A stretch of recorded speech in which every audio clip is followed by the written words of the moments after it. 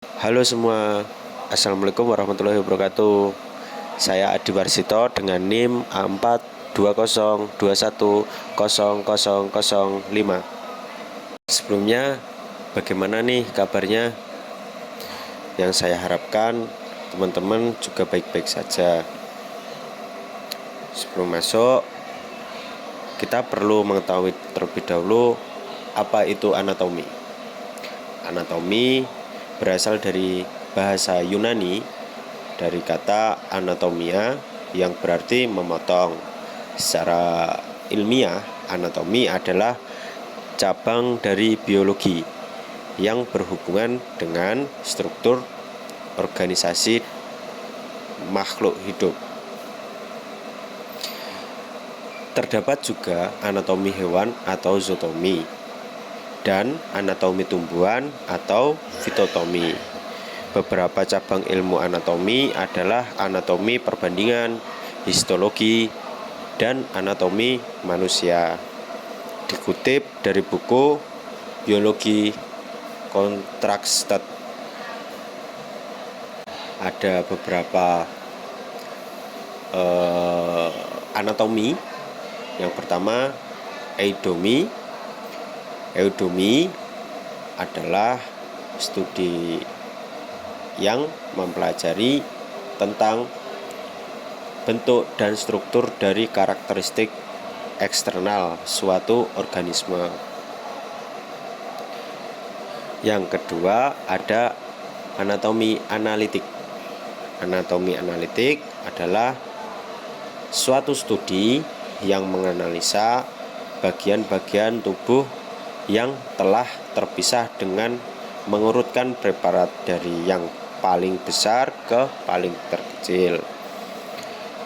Anatomi analitik contohnya alat sekresi berupa hati, jika diuraikan akan menjadi beberapa bagian, yaitu lobus kanan, lobus kiri, lobus quadratus, dan lobus kuadrat. Selanjutnya ada anatomi deskriptif. Anatomi deskriptif adalah suatu studi yang meneliti serta menerjemahkan atau meriwayatkan bagian yang telah terpisah. Contohnya, lapisan pada otak itu dibagi menjadi 3. Yang pertama ada dugameter, yang kedua ada arachait, dan yang ketiga ada dirameter. Selanjutnya ada topografika. Anatomi topografika merupakan suatu studi yang mempelajari letak organ satu terhadap organ yang lainnya. Anatomi topografika contohnya, hati pada ikan terletak di rongga bawah tubuh di sekitar belakang jantung dan usus depan. Selanjutnya ada anatomi komparatif. Anatomi komparatif adalah suatu studi yang membandingkan struktur organ dari berbagai macam hewan yang memiliki tipe yang sama. Contohnya, alat pernapasan pada amfibi, muscidator, hilang menjadi kulit dan paru-paru. Selanjutnya ada anatomi fungsional. Anatomi fungsional adalah suatu studi yang mempelajari bentuk dan fungsi organ serta mempelajari hubungan antara suatu bagian dengan bagian lainnya yang berkaitan dengan fisiologi. Contohnya, ginjal atau ren dan metanepros pada mamalia dan reptil. Selanjutnya ada anatomi perkembangan. Anatomi perkembangan adalah suatu studi yang mempelajari tentang perkembangan alat-alat tubuh. Contohnya, perkembangan ruang pasakors atau 2 ruang pada ikan, 3 ruang pada amfibi, 4 ruang yang belum sempurna pada aves dan mamalia. apa sih manfaat dari mempelajari ilmu anatomi? Nih, aku kasih tahu ya. Untuk yang pertama, mempelajari ilmu anatomi ini akan membantu dunia kedokteran dalam memahami ragam proses metabolisme yang terdapat di dalam tubuh, dan kemudian juga dijadikan sebagai dasar diagnosis penyakit. Untuk yang kedua, pembelajaran keilmuan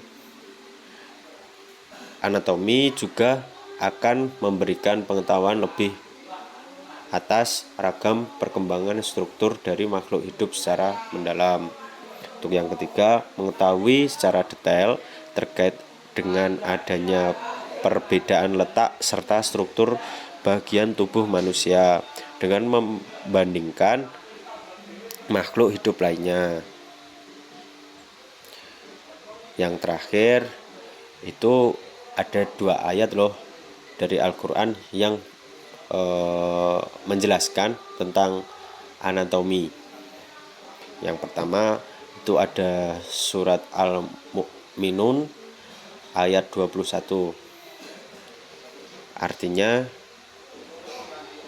dan sesungguhnya pada hewan-hewan ternak terdapat suatu pelajaran bagimu. Kami memberi kamu dari dalam kurung air susu yang ada dalam perutnya, dan padanya juga terdapat banyak manfaat untukmu, dan sebagian darinya kamu makan. Yang kedua ada surat Al-Ghasyiyah ayat 17 yang artinya Allah berfirman kepada umat manusia, maka apakah mereka tidak memperhatikan unta bagaimana diciptakan? Pada ayat ini jelas bahwa Allah mengajak manusia untuk berpikir dan merenung melalui keberadaan hewan unta, di mana hewan unta menjadi salah satu makhluk ciptaan Allah yang menakjubkan. Bahwa hewan unta diciptakan dengan rancangan anatomi tubuh khusus yang membantunya untuk bertahan hidup di tengah padang pasir yang gersang, tandus, dan minim air. Terima kasih semua. Itu saja yang dapat saya sampaikan mengenai anatomi hewan. Kurang lebihnya mohon maaf. Wabillahi taufik walhidayah. Wassalamualaikum warahmatullahi wabarakatuh.